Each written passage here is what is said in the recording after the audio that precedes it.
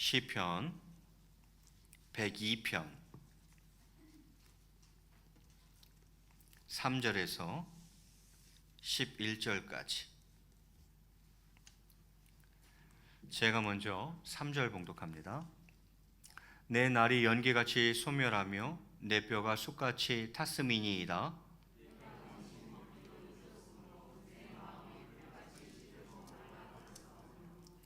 나의 탄식 소리로 말미암아 나의 살이 뼈에 붙었나이다.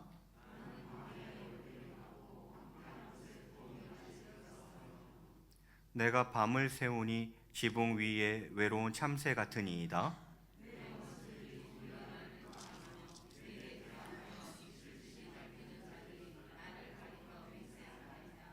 나는 재를 양식같이 먹으며 나는 눈물 섞인 물을 마셨나이다.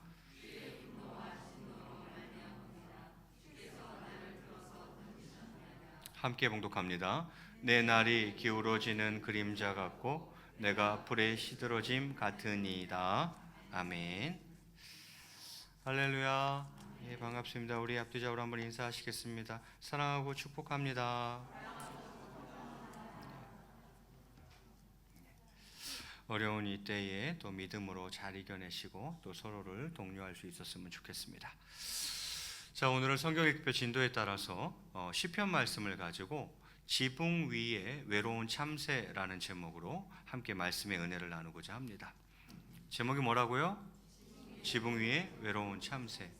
요즘은 또 말을 이렇게 줄여서 하는 것이 유행이더구만요. 그래서 유행에 민감한 저로서 한 말씀 드린다면 지붕 위에 외로운 참새니까 지외참이 되겠네요. 예, 오늘 지외참이라는 제목으로 말씀의 은혜를 나누고자 합니다.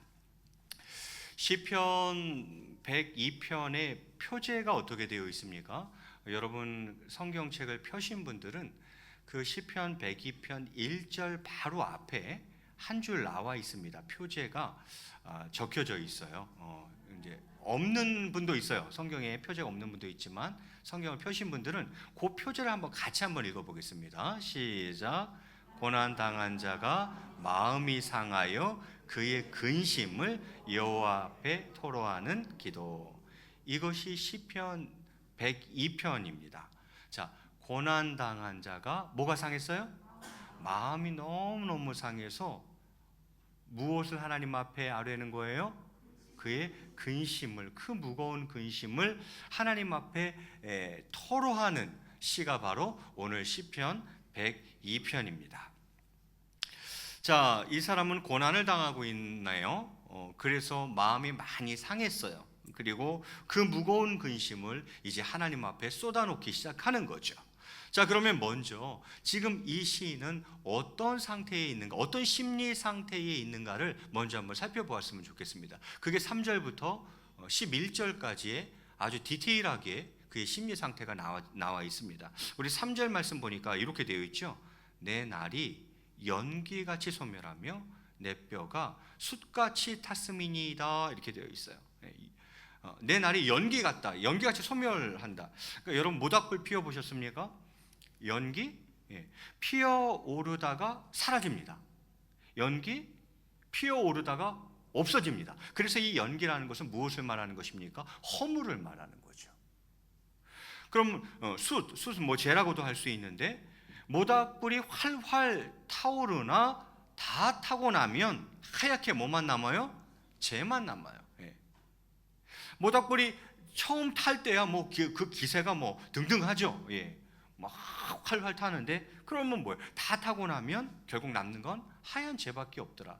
그래서 여기서 나오는 연기나 뭐 숯, 이것은 전부 다 무엇을 상징하는 거냐면 허물을 이야기하는 거예요. 지금 시인의 이 시편 102편 저자, 이 시인의 심리 상태가 어떻다는 거예요? 지금 내가 허무하다 이 말이에요. 허무감이 밀려온다 이런 말이죠.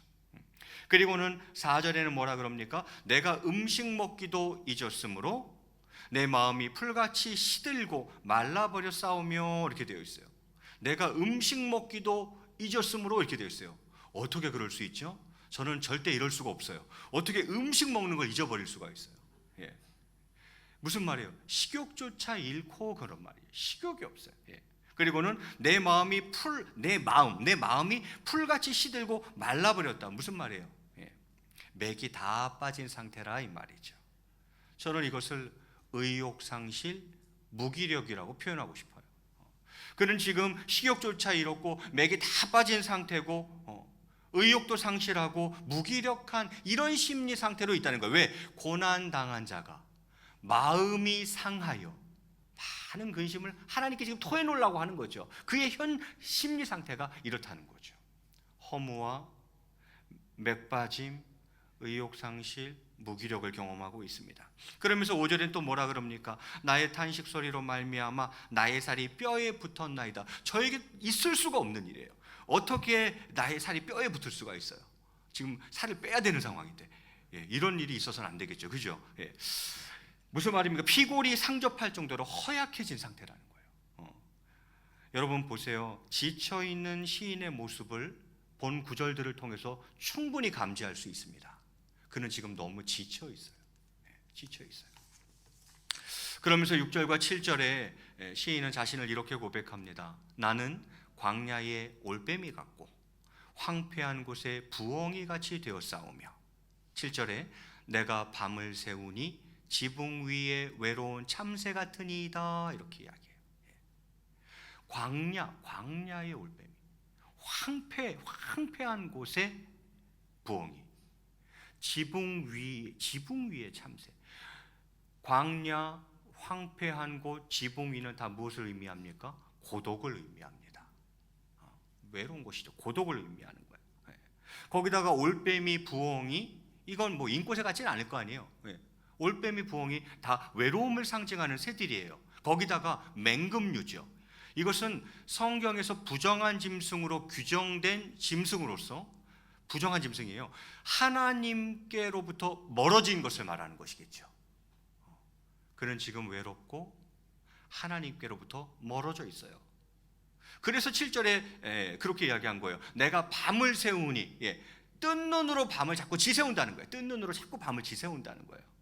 그래서 가만히 보니까 나는 지붕 위에 외로운 참새 같으니이다 이렇게 이야기해요. 지붕 위에 바이올린이라는 유명한 명화가 있죠. 그런데 지금 시편 102편 기자는 자신을 그렇게 표현하고 있어요. 지붕 위에 외로운 참새 같으니이다. 지외참. 여러분 6절과 7절은 결국 무엇을 말하는 것입니까? 시인의 심리 상태를 어떻게 이야기하고 있습니까? 고독과 외로움이라고 표현하고 있어요.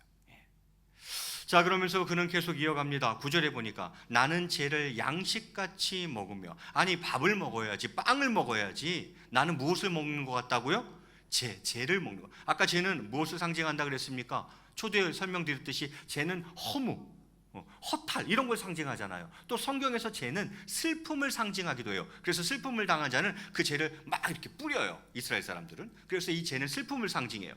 허무하고 허탈하고 슬픔 가운데 빠져 있다는 거예요. 그래서 내가 마치 밥을 먹는 게 아니라 빵을 먹는 게 아니라 지금 쟤를 양식으로 먹는 것 같습니다. 이렇게 이야기하는 거죠. 그리고 나는 눈물 섞인 물을 마셨나이다. 이렇게 해요. 눈물을 흘리고 있는 것이겠죠. 그러면서 11절에 이야기합니다. 나의 날이 기울어지는 그림자 같고 내가 풀에 시들어짐 같으니이다. 이렇게 이야기해요.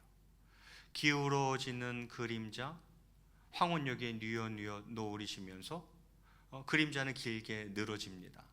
그것은 무슨 말입니까? 하루가 다 갔다 이 말이죠. 더 이상 희망이 없는 상태, 희망도 없는 상태를 이야기하는 것이겠죠. 나는요 풀의 시들음 같으니이다, 시들어짐 같으니이다 이렇게 이야기해요. 희망이 없는 상태를 이야기하는 거죠. 이 시간들은 무익한 기간이며 시인은 지금 상실감을 경험하고 있는 것입니다. 지금 나의 날들, 이 시간들이 너무 무익한 기간으로 다가오고 있어요. 너무 많은 것들을 잃어버린 듯 상실감을 그는 경험하고 있는 거죠. 그래서 시편 기자는 심지어 뭐라고까지 말합니까? 시편 102편 10절 하반절에 이렇게 기록하고 있습니다. 주께서 나를 들어서 던지셨나이다. 이게 지금 시인의 심리 상태. 주께서 나를 들어서 던지셨습니다. 여기까지가 지금 시인의 심리 상태인 것이죠. 예.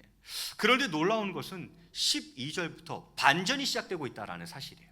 예. 본문이 길어서 제가 11절까지만 읽은 거예요. 12절 들어서면서부터 이러한 분위기가 완전히 반전되어져 가고 있다는 거죠. 어떻게 해요? 어떻게 반전이 이루어져 가고 있는지 여러분 유심히 살펴보시기 바랍니다. 13절에 보면 이렇게 시작합니다. 주께서 일어나사 시온을 긍휼히 여기시리니, 지금은 그에게 시온이죠. 주께서 일어나사 시온은 이스라엘을 이야기하는 거예요. 주께서 일어나사 시온을 긍휼히 여기시리니 지금은 그에게 은혜를 베푸실 때라. 그 다음 뭐라고 되어 있어요? 정한 기한이 다가옴이니이다. 이렇게 이야기해요. 정한 기한이 다가온다. 지금 왜 시인이 갑자기 마음이 변하기 시작하는 거죠? 무엇을 깨달았기 때문이죠? 정한 기한이 다가옴이니이다. 즉 기한이 있다는 것입니다. 고난에는 반드시 기한이 있다는 것입니다. 고난은 반드시 끝이 있다는 것입니다. 지금 시인은 너무너무 고난 가운데 있고 마음이 너무너무 상해 있고 많은 근심 가운데 있지만 이 고난도 언젠가는 반드시 끝이 있다는 것입니다. 그걸 기억하는 거예요. 기한이 있다는 거예요. 그리고는요 17절 말씀에 그는 이렇게 고백합니다. 여호와께서 빈궁한 자의 기도를 돌아보시며 그들의 기도를 멸시하지 아니하셨도다. 이렇게 이야기해요. 무슨 얘기입니까? 기도를 들으신다는 것입니다. 하나님께서 기도를 들으신다는 것입니다. 빈궁한 자의 기도를 돌아보시며 그들의 기도를 멸시하지 아니하셨도다. 그는 지금 고난당했어요. 그래서 마음이 많이 상했어요. 그리고 많은 근심에 눌려 있어요. 그런데 그가 하나씩 깨달아갑니다. 첫 번째, 고난은 끝이 있다는 거예요. 모든 게 기한이 있다는 거예요. 두 번째, 지금 이 순간에도 하나님은 나의 기도를 듣고 계신다는 거예요. 나의 기도를 돌아봐 주시고 절대 내 기도를 멸시하지 아니하신다는 거예요. 그것을 깨달아가고 있는 거죠. 그러면서 분위기는 점점 반전되어져 가고 있는 거예요. 세 번째는 무엇입니까? 18절 말씀에 이렇게 이야기합니다. 이 일이 장래 세대를 위하여 기록되리니, 이 일이 기록될 거라는 거예요. 장래 세대를 위해서 기록될 거라는 거예요. 창조함을 받을 백성이 여호와를 찬양하리로다. 창조함을 받을 백성이라는 것은 변화된 사람들, 새 창조를 이야기하는 거죠. 거듭난 사람들, 이들이 결국 하나님을 찬양하게 될 것이다. 또는 이 새 창조함을 받은 백성들이라는 것은 후대를 이야기하는 것이기도 하죠. 우리 후대의 믿음의 사람들이 하나님을 찬양하게 될 것이다. 야, 이 일을 기록해. 장래를 위해서 이 일을 기록해. 그 말은 무슨 뜻입니까? 교훈이 있다는 것입니다. 영적 교훈이 여기에 담겨져 있다는 거예요. 내가 지금 고난을 당하고 있지만 이게 그냥 고난은 아니라는 거예요. 이 속에 분명히 교훈이 있고 내가 깨달아야 할 영적 교훈이 담겨져 있다는 것을 시인이 깨달아가고 있는 거죠. 그리고는 마지막에 그가 이렇게 고백합니다. 25절부터 27절까지를 제가 봉독해 올릴 텐데 여러분의 뜻이 무슨 뜻인지, 아니 시편 기자가 갑자기 뜬금없이 이런 얘기 뭐하러 하는지 그걸 생각해 보세요. 25절에 이렇게 이야기합니다. 주께서, 하나님을 말하는 거죠. 주께서 옛적에 땅에 기초를 놓으셨사오며 하늘도 주의 손으로 지으신 바니이다. 천지는 없어지려니와 주는 영존하시겠고 그것들은 다 옷같이 낡으리니 의복같이 바꾸시면 바뀌려니와 주는 한결같으시고 주의 연대는 무궁하리이다. 이렇게 이야기해요. 아니 이런 얘기를 왜 합니까? 이게 무슨 뜻입니까? 왜 지금 이런 얘기를 하는 거예요? 주께서, 하나님은 옛적에 땅에 기초를 놓으셨으며 하늘도 주의 손으로 지으신 바니이다. 하나님 당신은 창조주이십니다. 그리고 천지는 없어지려니와 천하 만물 또는 피조물 다 없어질 수 있어요. 그러나 주는 영존, 영원히 존재하시겠고 그것들, 피조물들, 천지 만물들 그것은 다 옷같이 낡으리니 의복같이 바꾸시면 바뀌려니와 주는 한결같으시고 주의 연대는 무궁하리이다. 이렇게 이야기해요. 도대체 이 얘기를 지금 왜 하는 거예요? 무슨 뜻입니까? 주가 그러실진데, 주가 그러시다면 주를 경외하는 주의 백성도 결코 멸망치 않고 견고히 서게 될 것이라는 것입니다. 주님이 그러시다라면 주의 백성도 그렇다는 거예요. 주님께서 그러시다면 주를 경외하는 주의 백성은 결코 멸망치 않고 견고히 서게 될 것이다, 이렇게 이야기하는 거예요. 그러면서 28절에 마무리합니다. 주의 종들의 자손은 항상 안전히 거주하고 그의 후손은 주의 앞에 굳게 서리이다, 이렇게 이야기해요. 하나님께서 그의 택한 백성을 보호하시고 지키심으로 결코 소멸하지 않고 대를 이어 계속 존재할 것이라고 말하고 있는 거죠. 이것은 시편 102편 기자가 하나님께서 회복시키실 것이라는 확신에 찬 소망을 지금 노래하고 있는 것입니다. 하나님이 영원한 분이 아니라면, 하나님이 망할 수 있는 분이라면 얘기가 달라져요. 우리도 망할 수 있어요. 우리도 영원하지 못할 수 있어요. 그러나 하나님이 영원하신 분이요, 그분이 망하지 않는 분이라면 그의 자녀들은, 그의 백성들도 망하지 아니하며 영원할 것이라는 거죠. 그가 이걸 발견한 거예요. 여러분 보이시나요? 왜 우울한 분위기, 우울 모드로 가던 시인이 갑자기 반전되어서 소망의 노래를 부르며 시를 마무리하고 있을까요? 네 가지를 깨달았기 때문입니다. 첫 번째는요, 기한이 있구나. 고난은 반드시 끝이 있구나. 너무 지금 힘들지만 반드시 이 고난이 마무리될 때가 있구나. 그 기한을 본 거죠. 두 번째 이유는 무엇 때문이었습니까? 기도를 들으신다는 거예요. 하나님께서 반드시 나의 기도를 돌보아 주시고 돌아봐 주시고 나의 기도를 절대 멸시치 아니하신다는 걸 그가 깨닫고 있는 거죠. 그래서 분위기가 지금 반전되고 있는 거예요. 또 그냥 고난은 아닐 거야. 애매한 고난만은 아닐 거야. 여기에는 하나님께서 나에게 주시고 싶은 영적 교훈이 담겨져 있을 거야. 교훈이 있다는 거예요. 마지막은요, 주의 백성은 결코 망하지 않는다는 거예요. 주님이 망하지 않는 한 주의 백성들은 결코 망하지 않는다는 것을 시인이 깨달은 거죠. 그래서 우울 모드로 계속 가다가 갑자기 반전이 되어서 마지막 28절은 하나님께서 회복시키실 것이라는 확신에 찬 소망을 노래하며 시를 마무리하고 있습니다. 시편을 쭉 읽어가다가 시편 102편을 읽는데, 시편 102편을 읽으면서 아차 하는 생각이 들었던 거죠. 시편 102편 기자의 심리 상태를 보면서 그의 심리 상태가 지금 코로나19를 겪고 있는 저희의 심리 상태와 매우 비슷하다는 생각을 했습니다. 모두에게 완전히 똑같지 않겠지만 많이 유사하다는 생각이 들었습니다. 허무, 의욕상실, 무기력, 맥이 빠진, 많이 지쳐있는, 또 고독과 외로움, 무익한 시간이라는 생각과 상실감들, 이것이 우리 안에 있더라는 것이죠. 우리는 지금 육체적 불편, 육체적 고통뿐만이 아니라 심리적 고통을 겪고 있습니다. 그래서 극도로 예민해져 있는 것 같습니다. 시편 102편의 표제가 무엇이었습니까? 고난당한 자가 마음이 상하여 그의 근심을, 이렇게 되어 있잖아요. 여러분, 그러면 어떻게 해야 할까요? 어떻게 하면 좋겠습니까? 시편 102편 기자의 심리 상태와 지금 우리 시대, 또 지금을 살아가는 우리의 심리 상태가 비슷하다면 과연 우리는 어떻게 해법을 찾아야 하겠습니까? 시편 102편 기자가 찾았던 그 해법과 비슷하지 않겠습니까? 첫째, 기한이 있다는 것을 꼭 기억하십시오. 고난은 기한이 있다는 것입니다. 고난은 끝이 있다는 것입니다. 이것을 기억해야 고난을 견딜 수 있어요. 고난이 끝이 없으면 이걸 누가 어떻게 견뎌요? 못 견뎌요. 그런데 그 고난이 끝날 날이 반드시 있다는 거예요. 그걸 꼭 기억해야 돼요.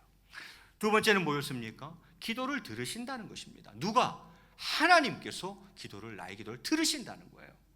여러분, 많은 경우 우리는 고난을 내 가까이 있는 사람들과 나누게 됩니다. 당연히 그렇겠죠.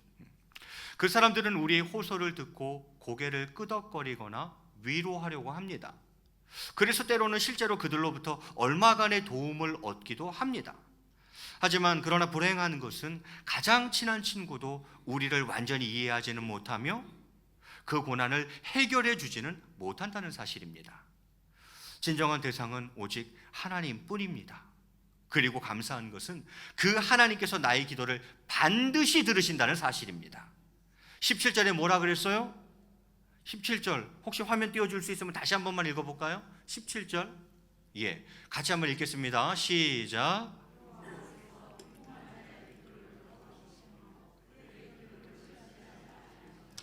멸시하신대요, 안 하신대요?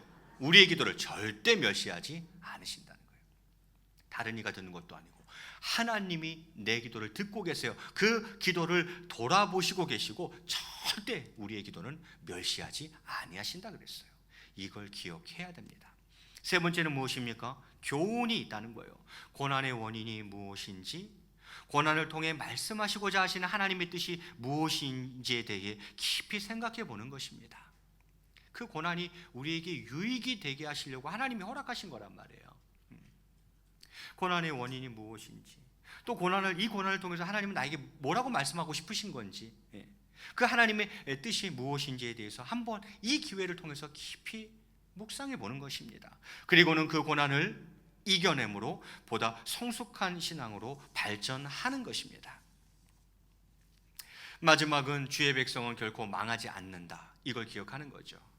하나님께서 당신의 백성을 반드시 회복시키실 것을, 하나님께서 당신의 백성을 반드시 견고히 서게 하실 것을 믿는 것입니다.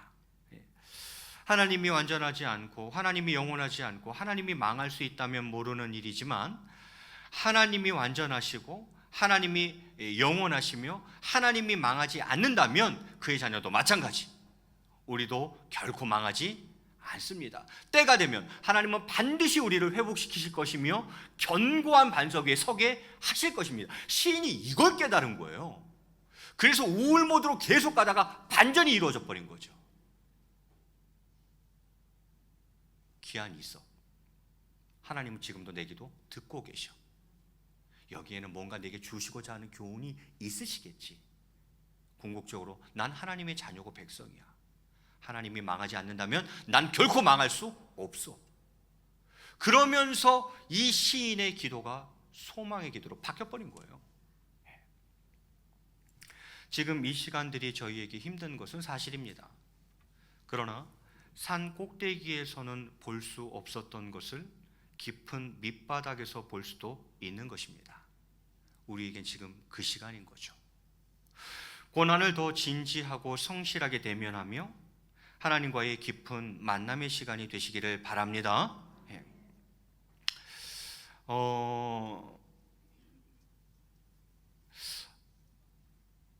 부정적인 감정들이 계속 우리 마음에 스며들면서 우리가 약간 요 지경까지 가지 않았으면 좋겠다라는 생각이 들어요.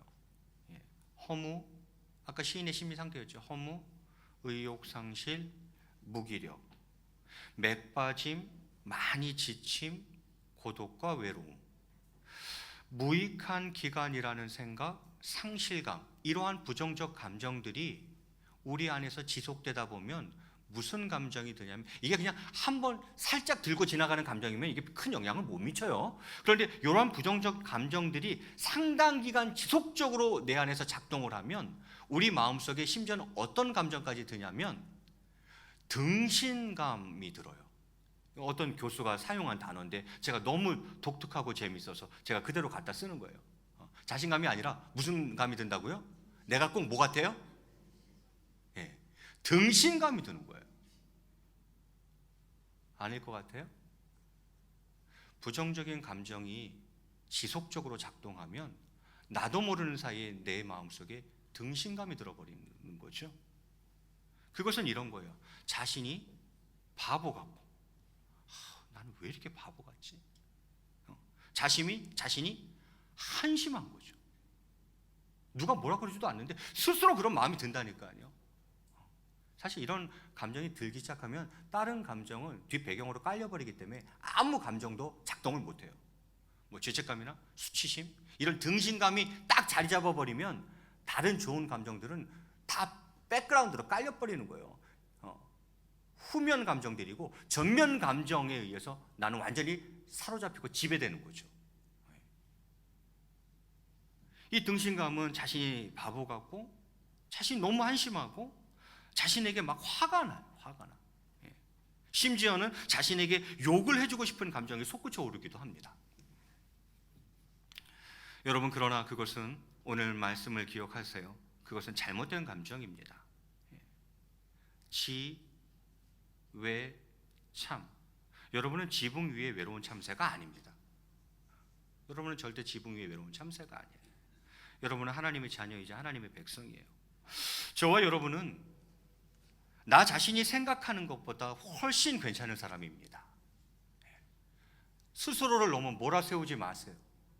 여러분은 여러분이 생각하는 것보다, 여러분 스스로가 자신에 대해서 생각하는 그것보다 훨씬 정말 괜찮은 사람입니다. 지금 시대가 이렇고 상황이 좀 어려운 거예요. 말씀을 맺을까 합니다. 이 시간 간절히 바라기는 시편 102편 기자의 해법을 꼭 기억하십시오. 기한이 있다. 기도 들으신다. 교훈이 있다. 주의 백성 결코 망하지 않는다. 이게 그의 해법이었죠. 이것을 기억하고 이 어려움을 잘 견디며 잘 헤쳐나가는 우리 모든 성도님들 다 되시기를 주의 이름으로 간절히 축원을 드리겠습니다. 우리 앞뒤자로 한번 이렇게 인사하시겠습니다. 당신은 지붕 위에 외로운 참새가 아닙니다. 한 번 더 축복하며 인사합니다. 최소한 4명한테는 해야 돼요. 앞사람, 뒷사람, 오른쪽, 왼쪽, 이렇게 축복하며 인사합니다. 당신은 당신이 생각하는 것보다 정말 훨씬 괜찮은 사람입니다. 예, 이럴 줄 알았어요. 좀만 길면 벌써 버버버버. 제가 그래서 한 번만 더 해드릴 거예요. 한 번만. 예, 한 번만 더 해드립니다. 당신은 당신이 생각하는 것보다 정말 훨씬 괜찮은 사람입니다.